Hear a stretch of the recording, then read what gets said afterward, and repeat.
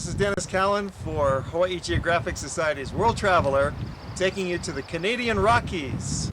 And today we're going from Kamloops to Banff, which is the most exciting part of the trip. We'll be going through 3 different mountain ranges, culminating with the Rockies, of course.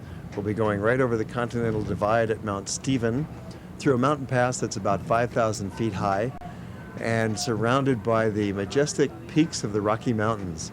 It was quite a task to build this railroad. It happened back in the 1880s, and it was a great source of national pride and economic success for Canada to connect the eastern part of the country with the western part. There were no roads coming through to connect them.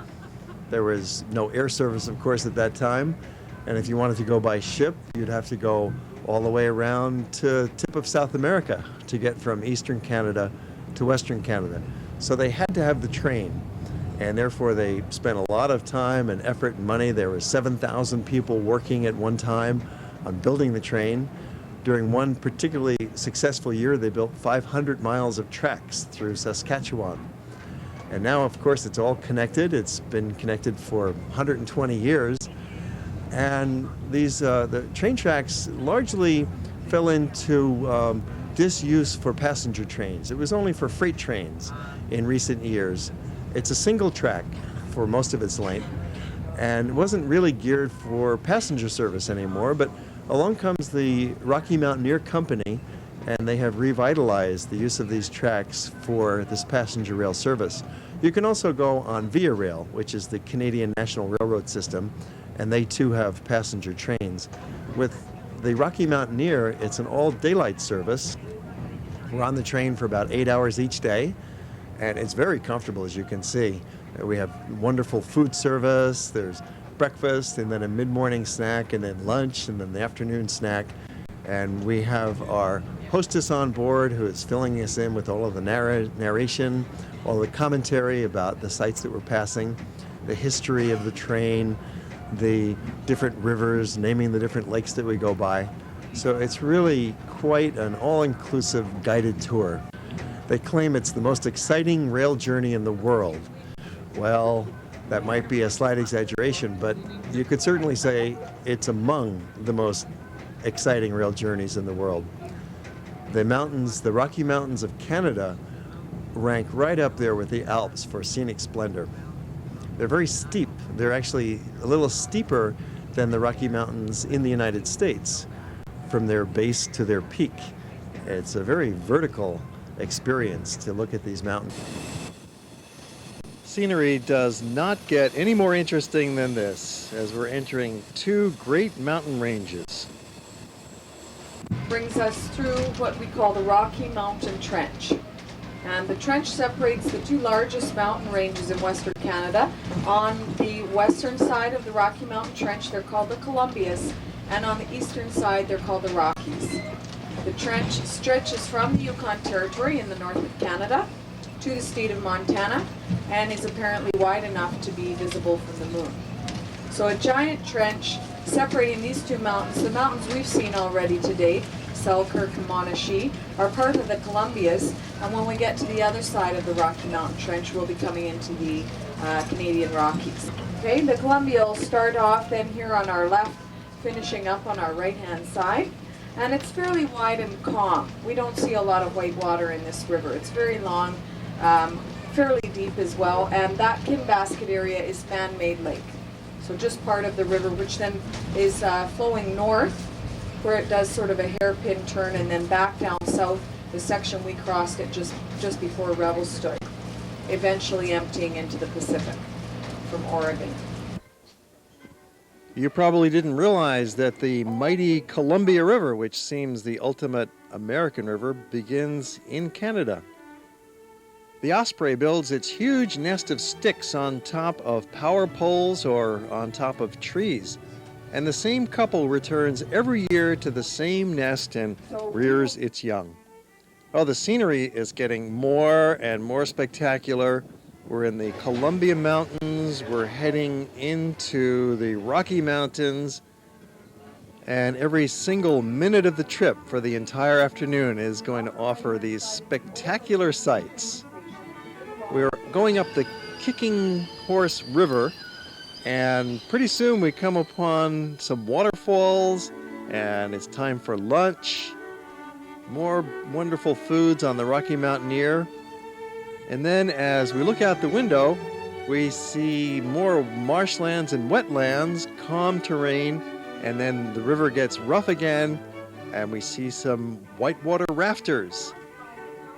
These people are coming out of the town of Lake Louise, which is just about 7-8 miles ahead of us now, and they are doing some bouncing here on the Kicking Horse River.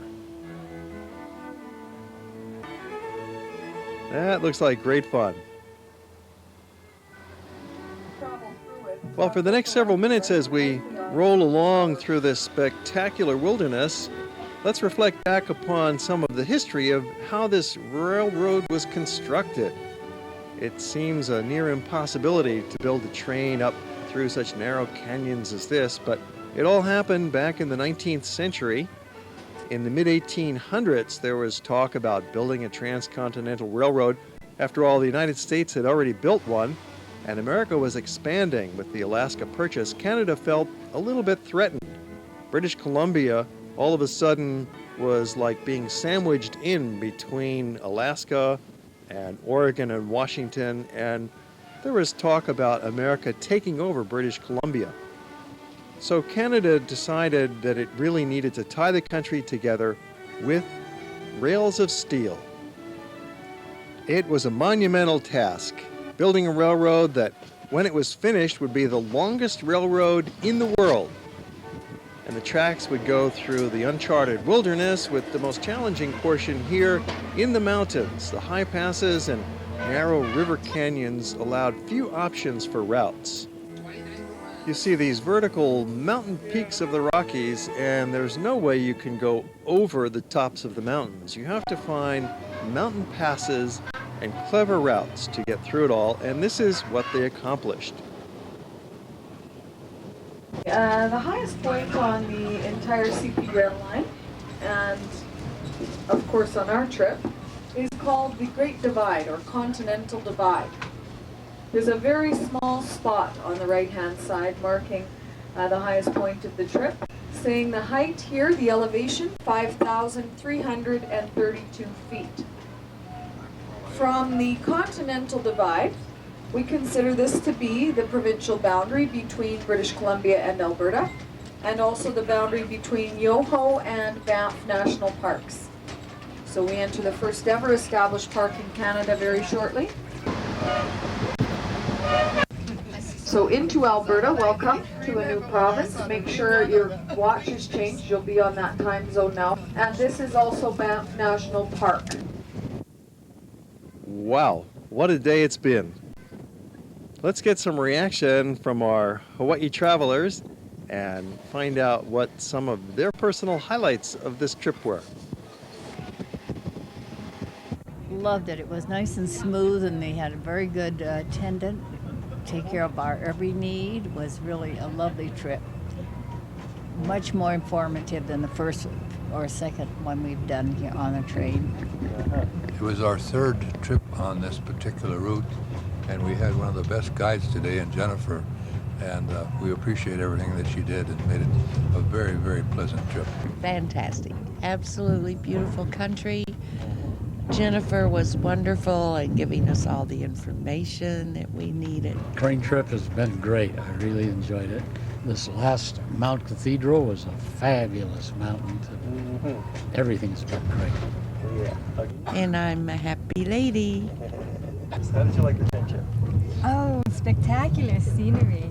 The mountains were great, and the guided tour was very informative. I thought it was going to be colder, but it really has been lovely. How about this weather? Beautiful, beautiful weather, perfect. Very good. I really liked it. I love Jennifer.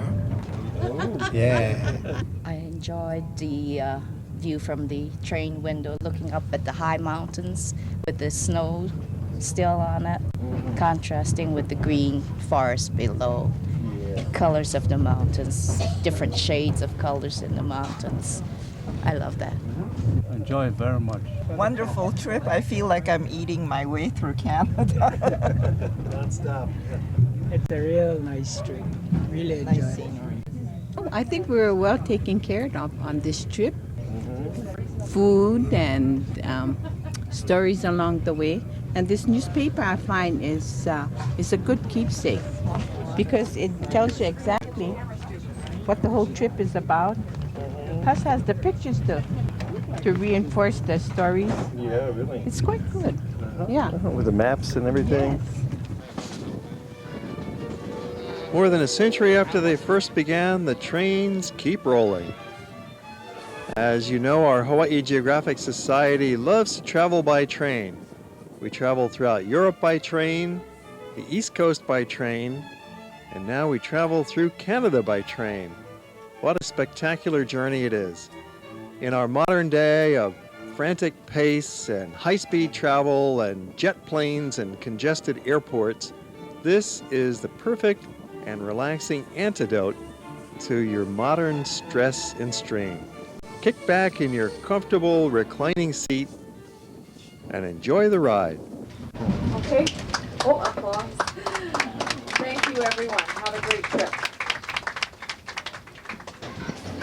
These last couple of miles as we approach the Banff townsite are just as spectacular as the mountains that we've been going through all day long. There's Mount Rundle in the distance, the signature mountain of Banff, as we arrive at the funky little old train station and say goodbye to Jennifer.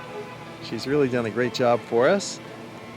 That's one trip that we did not want to end, but it's on to the next adventure, transferring to our hotel in Banff just a few blocks away. It's the Banff Park Lodge, and we have a full program of activities for the next 3 days here in Banff. We're going to be touring, seeing the mountains and the lake on a private motor coach, and show us the best of the area, starting from a great spot here at this centrally located hotel.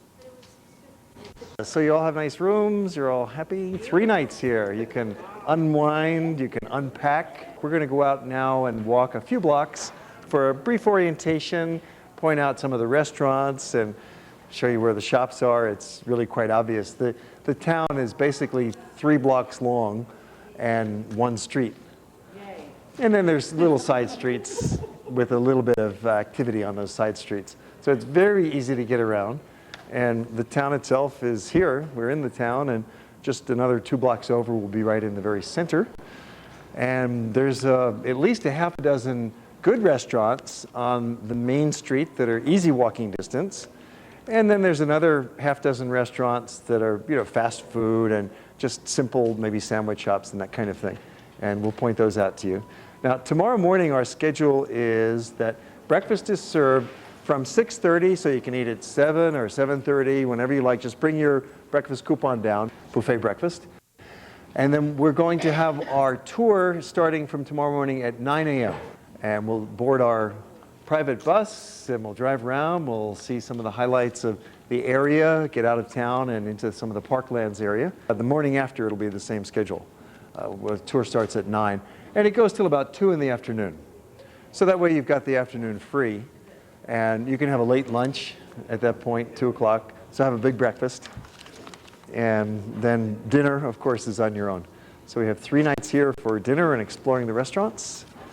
And then on that final day, when we leave the hotel and check out, we'll have a full day bus tour that'll take us up to Lake Louise and Moraine Lake and Emerald Lake and Johnson Canyon. And we'll see a lot of the beautiful natural features around this area.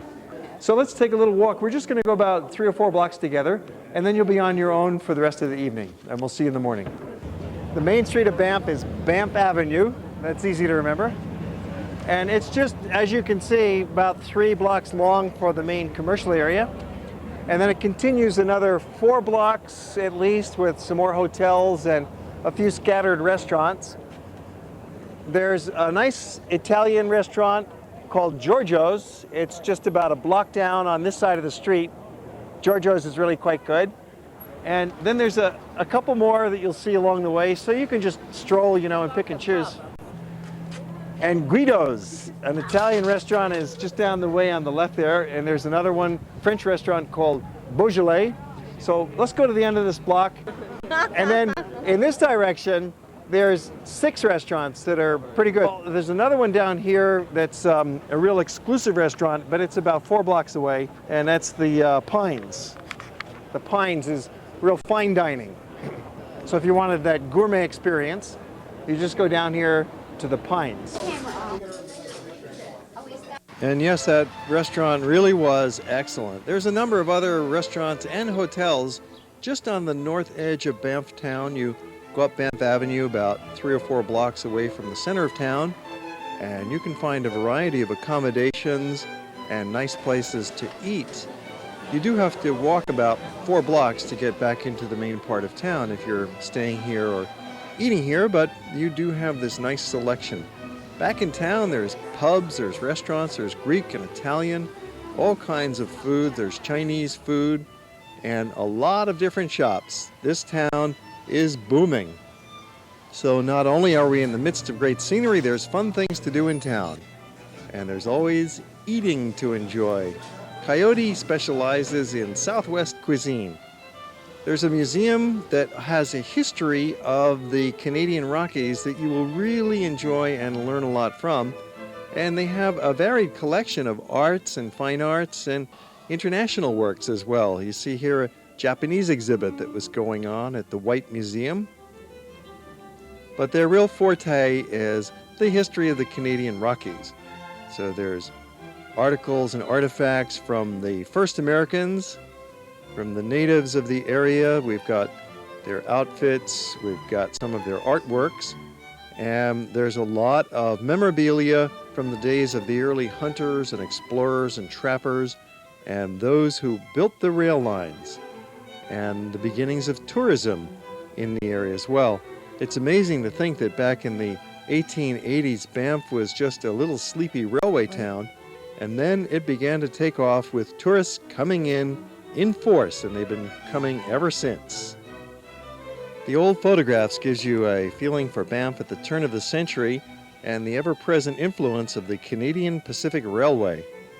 The Whyte Museum offers historic walks through town, as well as rides into the countryside and visits to the home of the founders, Peter and Catherine Whyte. The museum offers a celebration of art inspired by mountain cultures around the world. Are you ready for your first nature hike? Here's what we're about to do.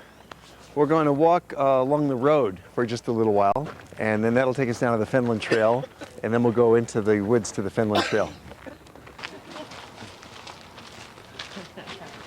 So now we're in the fen. You ever heard of a fen? Yep. It's like a marsh. That's right, it's like a marsh. Fenland. A fenland, not Finland, but a fenland. It's a low-lying area of land that's got some water on it and around it. And it's like a marsh, it's like a swamp, and it's like a bog. There's 4 different categories of wetlands, at least. The marsh is the wettest of them all, the fen is the next, and then as we get drier, it becomes a marsh and a bog. And what this is an area in transition. It's an area in transition from wet to dry. So we just came through the dry forest, and you see here kind of the swampy or the fenland area here. There's a lot of water in this area, but eventually that's going to be converted into dry land as well. Just from the trees falling in and soil accumulating, soil washing down, and the dry land eventually will take over. This is 40 Mile Creek that runs through it and around it, and it forms kind of a natural barrier to keep some of the marauding animals out and keep the tourists penned in so we can't go too far, we can't get too lost. It's just about a 1 mile loop, and then it's supposed to deliver us back to where we started. So we'll be going along the stream, and we'll see different degrees of wetness as we go. Oh, he had this big grin on his face. Well, that's the only wildlife we saw on this hike. Crossing back over the train tracks, heading back into Banff town. And then we continue on to another lovely area, Johnson Lake. There's a loop trail that you could take that goes all the way around the lake, or in our case, we're just taking a little stroll to see part of the edge of Johnson Lake. Nice, quick, easy visit. And then back to our hotel for the evening in Banff, and next morning up for breakfast, ready for another big day of touring. The Banff Park Lodge really has a nice breakfast, as do all of our hotels, it seems. Bacon and eggs, ham, omelets, toast, rolls, coffee, juice. A lot of fresh fruits here. And they also have a Japanese breakfast that was very much appreciated by some of our travelers. You can have salmon and miso soup and plenty of rice. It's a great spot for a vacation. There's rustic cabins, there's deluxe hotels, there's nice trails for hiking, and it's all organized by the Canadian National Park System. Banff is the first national park in Canada, and it's the third national park ever created in the world. The town of Banff was created because of the national park, and so it's entirely dedicated to providing services for the visitor. It's filled with restaurants and shops and hotels.